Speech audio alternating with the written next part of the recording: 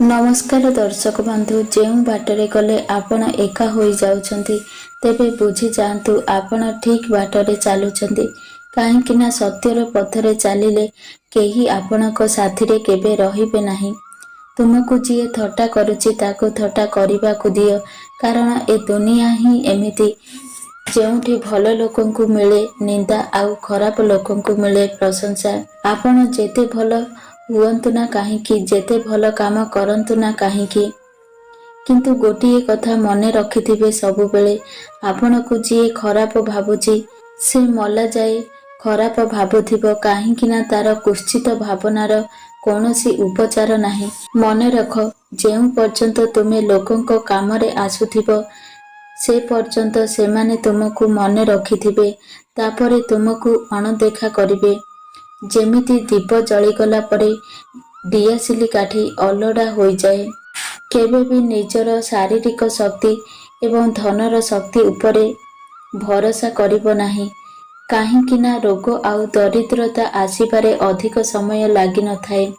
आजिकाली दुनिया रे विश्वास करी निजर समस्या को काहाकु भी कुहंतु नाही, कारण मीठा मीठा कथा कहूथिबा सबु व्यक्ति आपणकर बंधु नुहंती।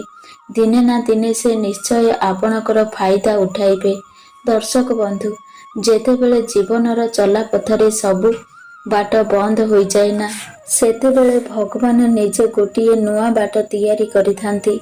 सेतेबेले बास तुमको धैर्यर आवश्यकता थाए। विपदरे धैर्य रखंतु। दुनिया रे समस्ते जदि आपणको ठोकर दियंती, तेबे भगवान आपणको केबे भी ठोकर देबे नाही। आपणकर सठिक प्रतिफल से आपणको अवश्य देबे। प्रकृत संपर्क जीवन रे केबे भी सरे नाही। कथा नहेले मध्य आखिरे रही थाए। आखिरु दूरेई गले भी मनरे रही जाए। किछि न कहि भी जे कही थाए। दोष न थाई भी जी सबु दोष को निज पक्ष को नहीं जाई थाए। दूर रे थाई भी जी कर्तव्य तुलाई थाए। सेही संपर्क को ही प्रकृत संपर्क कुहा जाए। मने रखंतु एहा दर्शक बंधु, टिके ध्यान दे सुनतु। जंगल रे प्रतिदिन सकाळु बाघ भावे जे ताकु जोरे दौड़िबार अछि, नहेले से भोकरे मरिजिब, एवं हरिण मध्य भावे जे ताकु बाघटू बेसी गतिरे दौड़िबार अछि, नहेले मु मरिजिबि। आपण बाघ हुअंतु बा हरिण, सेथिरे किछि फरक पड़ेनी। जदि आपणको सुंदर जीवन यापन करिबार अछि, ताहेले प्रतिदिन सकाळु दौड़िबाकु पड़िबो, कारण संघर्ष बिना ना किछि मिलिछि ना किछि मिलिबो। थरे अर्जुन भगवान श्रीकृष्ण को गोटे प्रश्न पचारिले, हे केशव, जदि गोटिए मनीष पाप किंबा पुण्य कर्म करी मरी जाए, ताहार फल आत्मा काहींकी भोग करिथाए। जेउ व्यक्ति अन्य मानकर हित साधनारे सदा सर्वदा व्यस्त रहे, भगवान सबु बेले तार मंगल कामना करती। भगवान श्रीकृष्ण कहिले, हे पार्थ, मनुष्य तार निज आत्मा शांति और शारीरिक सुख पाई मन द्वारा कर्म करिथाए। शरीर द्वारा करिथिबा पाप शरीर ही भोगी थाए। अर्थात काहा घर टंका चोरी करी मनीष सुखी होइथाए, से हेउची शरीरर पाप। आउ आत्मा द्वारा करिथिबा पाप आत्मा ही भोग करिथाए। अर्थात अन्य घर टंका चोरी हेले मनीष को खुशी मिलिथाए, एहा हेउची आत्मार पाप। शरीर को मर्त्यरे सुख दुख मिलिथाए, आउ आत्मा को नरक किंबा स्वर्ग रे मिलिथाए। गीतारे भगवान श्रीकृष्ण कहिचंती जे मु काहार भाग्य तैयारी करे नाही, मनीष निजे निजर भाग्य तैयारी करिथाए। तुमे आजी जाहा करुच ताहार फल काली की तुमको प्राप्त हेबो, एवं आजी जाहा तुम भाग्य रे अछि ताहा पूर्वरु करा जाइथिबा कर्मर फल अटे।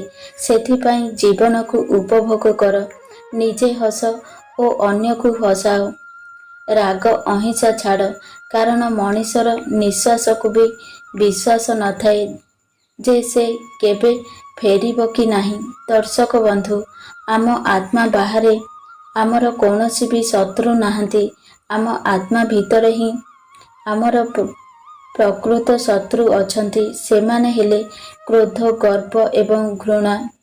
ଦର୍ଶକ ବନ୍ଧୁ, ଏସବୁକୁ ପରିହାର କର ଏବଂ ଏକ ଶାନ୍ତିପୂର୍ଣ୍ଣ ଜୀବନ ଉପଭୋଗ କର। ମଣିଷର ଭାଗ୍ୟରେ ଯାହା ଥାଏ ତାହା ହିଁ ଘଟିଥାଏ, ତାକୁ କେହି ବି ପରିବର୍ତ୍ତନ କରିପାରନ୍ତି ନାହିଁ। ବିଜ୍ଞାନର ଅଗ୍ରଗତି ଘଟିଲେ ବି ମଣିଷ ନିଜ ଜୀବନକୁ ରକ୍ଷା କରିପାରେ ନାହିଁ।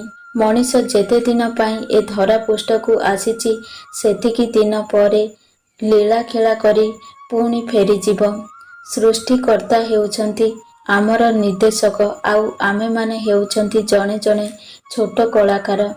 ତେଣୁ ପ୍ରତିଦିନ ସକାଳୁ ପ୍ରଭୁଙ୍କୁ ଦୁଇ ହାତ ଟେକି ସମର୍ପଣ ଭାବନାରେ ନିଜକୁ ସମର୍ପି ଦିଅନ୍ତୁ, ଯେପରି ଆଜିର ଦିନର ଅଭିନୟ ସୁନ୍ଦରତାରେ ଭରିଯାଉ। ଦର୍ଶକ ବନ୍ଧୁ, ଯଦି ମୋ ଭିଡ଼ିଓ ଆପଣଙ୍କୁ ପସନ୍ଦ ଆସେ ତାହେଲେ ଭିଡ଼ିଓକୁ ଗୋଟିଏ ଲାଇକ୍ କରନ୍ତୁ ଏବଂ ଆମ ଚ୍ୟାନେଲକୁ ସବସ୍କ୍ରାଇବ୍ କରନ୍ତୁ ଏବଂ ସାଙ୍ଗମାନଙ୍କୁ ଅଧିକରୁ ଅଧିକ ସେୟାର କରନ୍ତୁ। ଏହିଭଳି ମୋଟିଭେସନ୍ ଭିଡ଼ିଓ ଦେଖିବା ପାଇଁ। ଜୟ ଜଗନ୍ନାଥ।